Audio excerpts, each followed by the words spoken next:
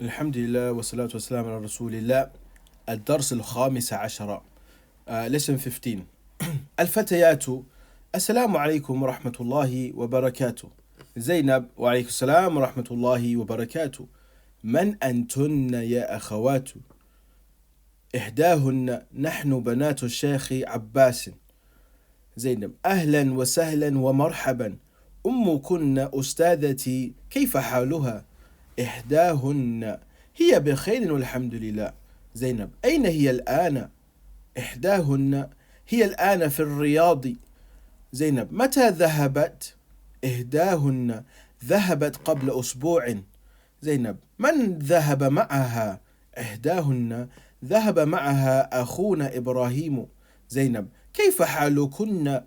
إحداهن: نحن بخير والحمد لله. زينب: في أي مدرسة أنتن؟ إحداهن: نحن في المدرسة المتوسطة. زينب: متى اختباركن؟ إحداهن: اختبارنا بعد شهر. زينب: أذهبتن إلى المدرسة اليوم؟ نعم. إحداهن: نعم، ذهبنا ورجعنا.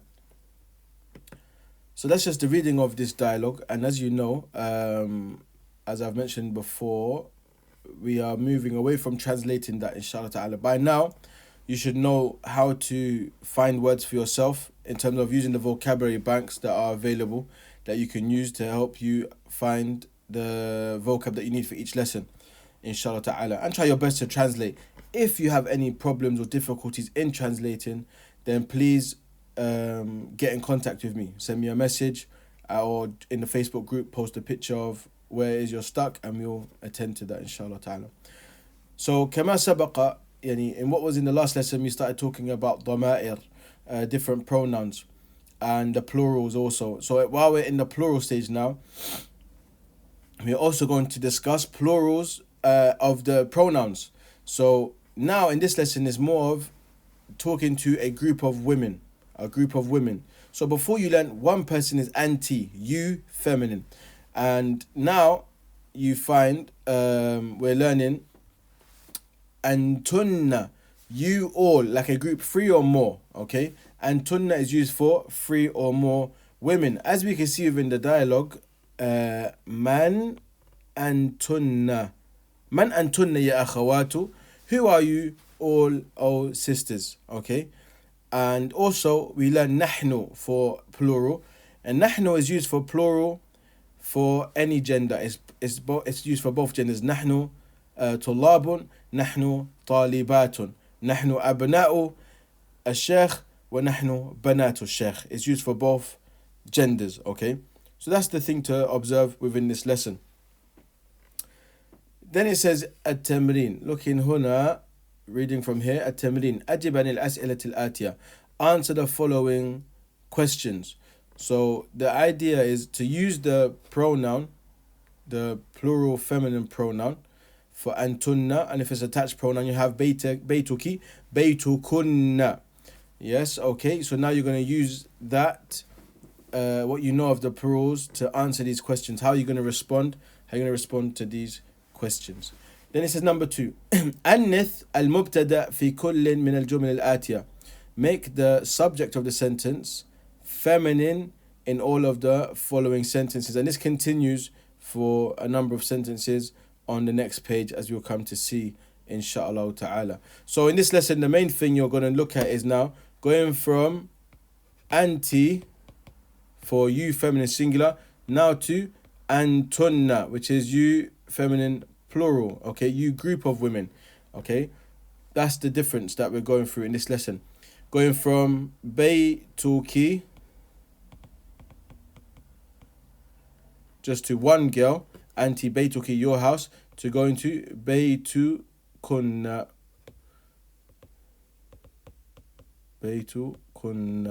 you all feminine's house. So that's the differences to pay attention to within this lesson, inshallah. So as I mentioned, you can see here the lesson is continued, that exercise. It says الثالث حول الضمير في كل من الجمل الآتية كما هو موضح في المثال. So change the pronoun as it in every sentence in what follows as it has been made clear in the example. So مثال أين بيتكم يا إخوان? Where's your house, O brothers? بيتكم أنتم. أين بيتكن يا أخوات? Where's your house, O sisters? So now you're going to change the pronoun, the attached pronoun, which is kum in this circumstance, to the feminine one, which is here, kunna. Okay, so that's the changes you're going to make, inshallah ta'ala. So following the example, answer the rest of the questions in that same manner. It says الرابع ضع في الأماكن الخالية فيما يلي ضميرا مناسبا للمخاطب أنت أنتم أنتي أنتن. So place in the empty spaces in what follows a suitable pronoun for second person. Is it anta, antum, anti, or antunna? So you look at the sentences. Something Muslim. Something maridatun. What gender are the nouns that help you suggest what pronoun you should put to fill in the gap? Then we have al-khamis, number 5. ك ضع في الأماكن الخالية أو في الأمكنة الخالية في الجمل الآتية ضميرا متصلا للمخاطب.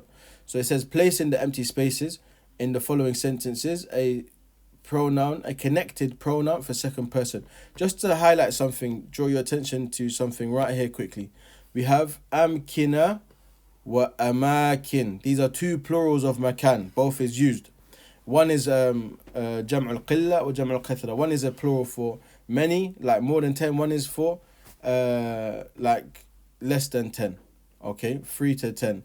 One that might go beyond, but you find it interchangeable. But this is of the fine details of why sometimes there's more than one plural for a word in the Arabic language. We'll come to learn this much later though, inshallah ta'ala. But al-amakin wal-amkina, they are both plurals of makan. Okay, so this one, exercise number 4 right here, this was talking about al-dama'ir munfasila, isolated pronouns. Al-an dama'ir muttasila is connected pronouns. So to show ownership, possession. Okay, ka, kum, ki, kunna. Aina baytu ka, kum, ki, or kunna ya ikhwan. You have to choose the correct attached pronoun to complete this sentence, inshallah ta'ala. Here you can see there's a small mistake. Small mistake right here. It should say ya ikhwan like this, not joined as one word. Ya ikhwan. Okay, so let's observe that, inshallah ta'ala. It says number 6. ضع في الأماكن الخالية. See, we're going back to أماكن. So it's interchangeable. فيما يلي ضميرا مناسبا للمتكلم أنا ونحن. Place in the empty spaces that follow a suitable pronoun for the first person. أنا ونحن. Me or I and us, we are. So I am, we are. أنا, I am, نحن, we are. Okay, and remember I said it's interchangeable for both genders. So ana for man, ana for woman. Nahnu for man, nahnu for women. Inshallah ta'ala. So you're going to look at these words and choose out of ana or nahnu which one is most appropriate, inshallah. Iqra waqtub, read and write. I'm going to explain this on the next page, inshallah. Next page, I'll explain this usage. And this usage is of qabla, which means before, versus ba'da, which means after. So on the next page we'll go through this. However, for now, read and write these sentences. اقرأ واكتب كما تعرفون, as you guys know. Read them, write them out, put the correct vowel sounds and the likes, insha'Allah ta'ala. So here we can see a little table. Right here we've got a table of verbs, basically the changes that occur to verbs. So we have the pronouns that are representing nouns, and when they're attached to nouns of possession, but then when they are attached to verbs, it shows who's doing the verb. So for example, I showed you guys before, we have ana, okay? Ana means me, I, okay? And we have nahnu, which is we. So this is first person, okay? Then we have second person, which is anta, okay? And anti, anti, and we also have, let's do it over here, plural, antum for plural of anta, okay, and we have antunna for plural of anti. Okay, so as you can see, if we had a verb, let's say jalasa, means to sit down. How do we change this verb to show the difference of who's doing it? Okay, so let's run through this now. So you have ana jalastu. We should know this by now. Jalastu. This tu represents ana. Nahnu jalasna. We sat down. This na represents nahnu. Anta jalasta. Anti jalasti. Okay. Then you have antum jalastum. Antunna jalastunna. Okay. So that's the changes, how we change any past tense verb regarding the pronoun of who's doing it. So ana, I sat down, jalastu. Nahnu jalasna, we sat down. Anta jalasta, you sat down. Anti jalasti, you female sat down. Antum jalastum, you all masculine. Antunna jalastunna, you all feminine. Okay, so let me just quickly rub this out and discuss, as I mentioned, qabla and ba'da. Qabla and ba'da. Okay, so in lesson 5, remember lesson 5 we learnt what is called al-mudaf wal-mudaf ilayh, the possession and the possessor. This is how we use qabla. So for example, if I want to say before the lesson, I say qabla, which means before. Whatever comes after qabla takes kasra. Qabla ad-darsi, before the lesson. This is not a sentence, this is just a phrase now. Before the lesson. If I said, for example, ra'aytu, you won't know this verb for now. Ra'aytu, which means I saw. Let's learn it for as a meaning. Ra'aytu, I saw. Ra'aytu al-mudarrisa, I saw the teacher. Ra'aytu al-mudarrisa, I saw the teacher. Qabla ad-darsi, before the lesson. Ra'aytu al-mudarrisa qabla ad-darsi. Okay, so here we have qabla is called dharful makan. No, zaman, sorry. Dharful zaman. Dharful zaman, which means adverb of time. Dharful zaman.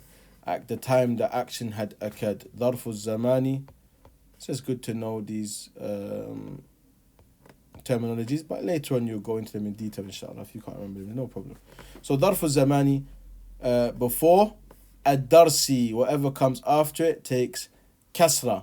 Now the same occurs with ba'da. Okay, we have ba'da meaning after. So I say ba'da ad-darsi. Ba'da ad-darsi. ذهبت إلى المسجد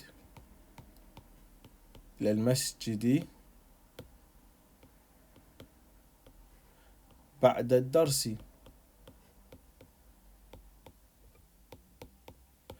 ذهبت إلى المسجد بعد الدرس. I went to the masjid after the lesson. So that's the usage of qabla and ba'da.